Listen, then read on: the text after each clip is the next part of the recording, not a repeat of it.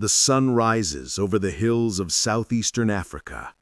From a distance, the land looks silent and untouched, a stretch of rolling plains and scattered trees basking under golden light. But as the morning fog lifts, something extraordinary begins to reveal itself beneath the dust. Towering walls of stone, endless arcs of granite, the remains of a city so vast, so intricate, that it seems impossible to imagine how it was built or by whom. These are not the remnants of a small tribe or forgotten village. These are the bones of an empire, a place of power, wealth, and mystery. This is Great Zimbabwe, the lost megacity that once ruled the heart of Africa. For centuries, the ruins stood in silence. There were no inscriptions, no written records, no scrolls to explain their origin. Only walls, massive, curving, and impossibly precise, rising from the earth like the memory of a forgotten civilization. The stones fit so perfectly together that a knife blade could not slip between them. No mortar, no cement, just pure engineering genius. Who built this? How? And why did they vanish? When European explorers first stumbled upon Great Zimbabwe in the late 1800s, they were stunned.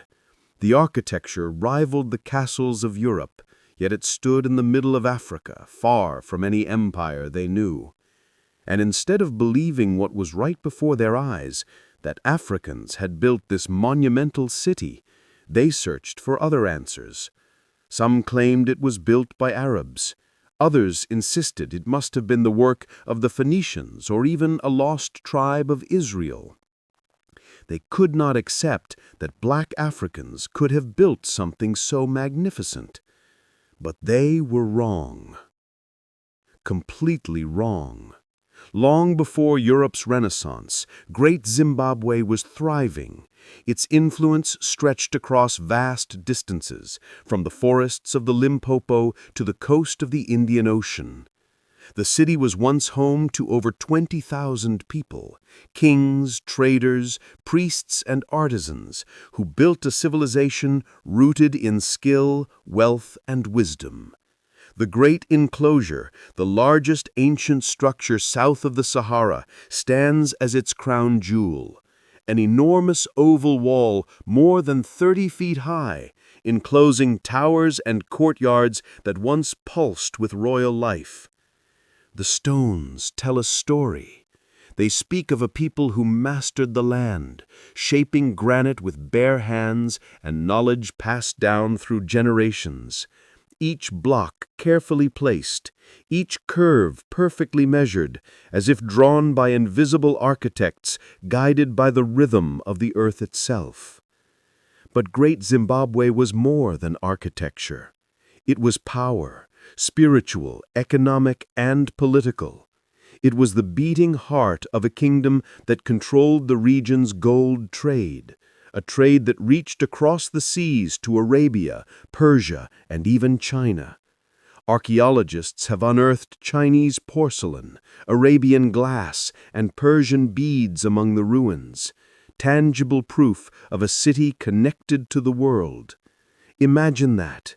Ships crossing oceans, carrying gold and ivory from this African empire to distant ports filled with foreign languages and unfamiliar faces. Great Zimbabwe wasn't isolated. It was global. And at the center of it all was a king, the Mumbo, the ruler of the land, believed to be chosen by the spirits. His authority wasn't just political, it was divine. The Great Enclosure may have been his palace, or perhaps his temple. Within it stands a mysterious conical tower, a solid structure of stone, smooth and symmetrical, without door or window. Some say it was a granary, a symbol of wealth and fertility. Others believe it represented cosmic power, the link between heaven and earth. Whatever its purpose, it stands as a silent monument to a forgotten sovereignty. The people of Great Zimbabwe lived off the riches of the land: gold, cattle, ivory, resources that turned the kingdom into a powerhouse of trade. Caravans traveled for weeks across scorching plains to reach the city, bringing goods from faraway lands and carrying back the empire's treasure. The very name Zimbabwe means House of Stone, a title worthy of a civilization that carved its destiny from the earth itself. But greatness breeds envy and doubt. When European explorers arrived centuries later, they simply couldn't believe Africans could achieve such sophistication. In 1871, German explorer Karl Mach declared the site must have been built by outsiders, perhaps even King Solomon's men from the biblical land of Ophir. He claimed the architecture was too advanced for native people. His words fed a colonial myth that endured for decades, the myth that Africa had no great civilization. Yet the truth was always there, hidden in plain sight. In the 1920s, archaeologist Gertrude Caton Thompson led a groundbreaking excavation. Unlike those before her, she worked with care and respect, listening to local voices and analyzing every fragment of evidence. What she found changed everything. The materials, pottery styles, and artifacts were undeniably African, products of local craftsmanship, local clay, and local genius. There was no trace of foreign builders.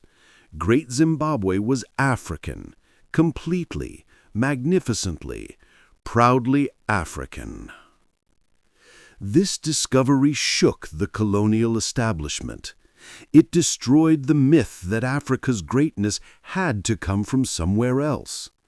And it forced the world to confront a truth that had been buried, that Africa had empires, engineers, astronomers, and architects long before the arrival of Europe.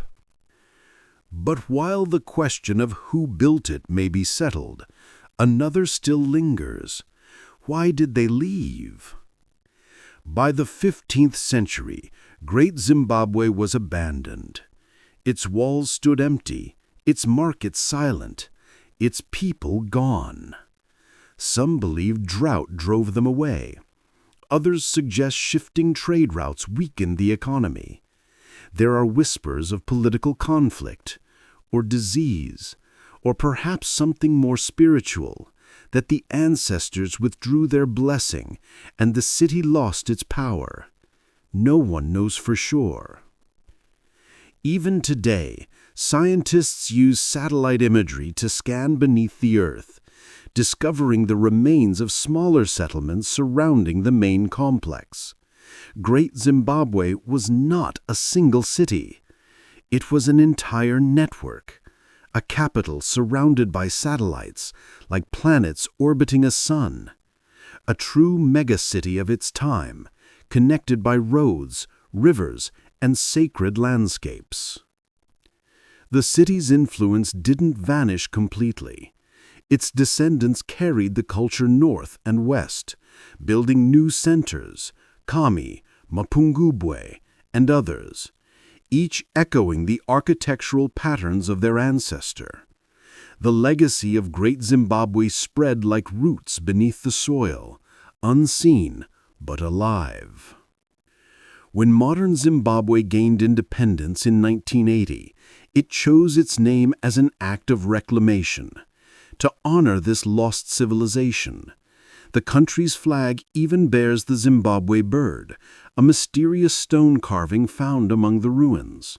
The bird, half eagle, half spirit, is believed to represent divine kingship, freedom, and ancestral guardianship. It is a symbol of a nation reborn from its ancient ashes.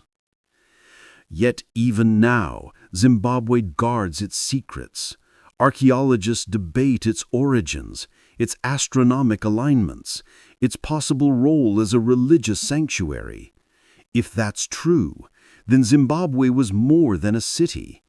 It was a cosmic instrument, a reflection of the heavens built on earth. Others see it as a deliberate expression of hierarchy, architecture as politics. The hill complex, built atop the granite summit, was for the king. The valley below, with its enclosures and dwellings, for the elites. The outer settlements for the commoners. The entire city was designed as a living symbol of power and order. But the deeper mystery lies not in stone or soil. It lies in silence. Great Zimbabwe left no written record, no chronicles of its rulers, no detailed history. Everything we know comes from fragments, pottery, carvings, oral traditions. Yet somehow the silence speaks louder than words. It tells of a people so confident in their civilization that they did not need to record it. They lived it. Standing among the ruins today, you can feel time itself pause. The walls still stand tall, golden under the African sun. The air feels heavy, sacred, like the presence of something ancient that refuses to die. Visitors say the stones seem to hum at dusk, a vibration, a whisper, a memory of the empire that once was. Local legend says the spirits of the ancestors, the Mondoro, still guard the ruins, protecting their legacy from those who would forget it. Perhaps the greatest secret of Great Zimbabwe isn't buried beneath the earth at all. Perhaps it lives in the pride of its descendants, in the people who still carry its name, its symbol, and its spirit.